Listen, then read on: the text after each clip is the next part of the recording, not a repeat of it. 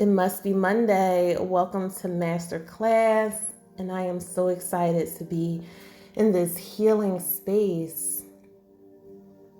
For the month of April, we are lighting it up blue for autism awareness, and I shared with you last week that we have a young adult that is on the spectrum that has autistic spectrum disorder, and just some of the trials and the tribulations that I personally went through trying to make sure that my young person was connected to the services and the supports that he deserved.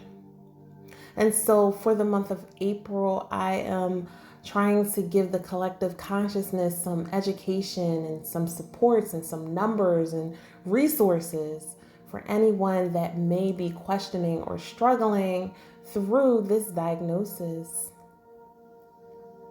So today I just want to give you some signs of autism, right? We talked last week that autism spectrum disorder is a spectrum. And so one person may not look like the next that is struggling with this disorder.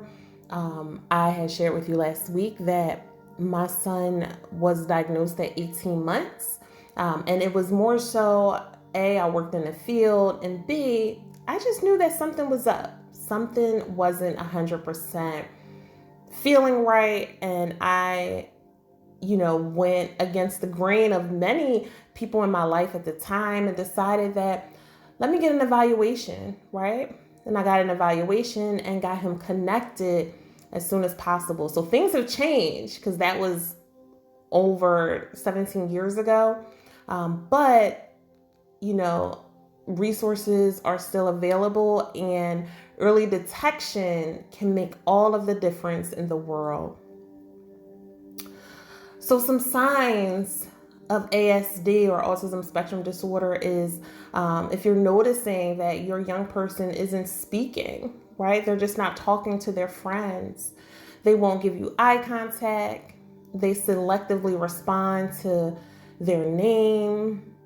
They're usually in their own world, right? And that was one thing that I noticed about my son when he was a young person. He would go into this shell, him and Thomas the Train, right? And he would have this train and be mesmerized for hours with the train. So he would just be in his own world. So are they in his own world and just seem to tune everyone else around them out?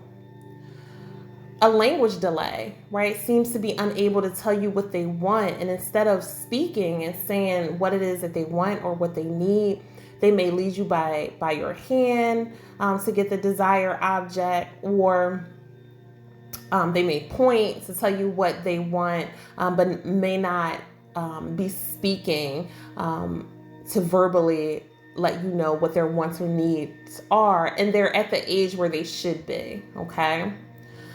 Simple commands may be difficult. They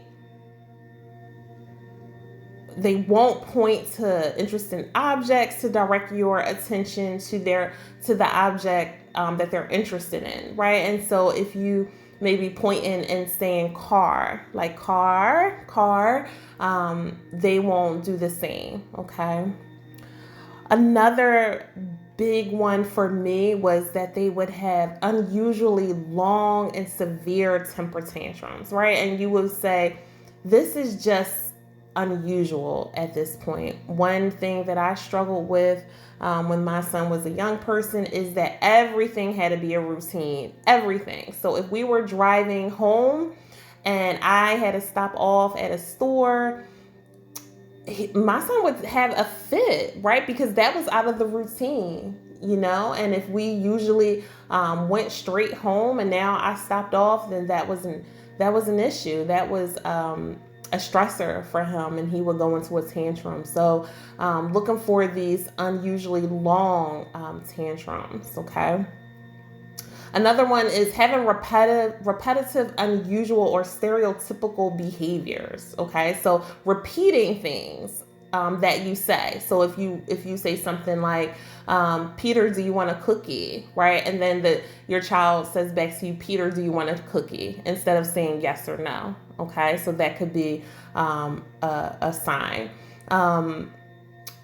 Another thing that my son would do that we call echolalia is that he would repeat his favorite movie. So throughout the day, he would just kind of like script what his favorite movie is. And usually therapists will call it scripting, or the clinical term for it is echolalia.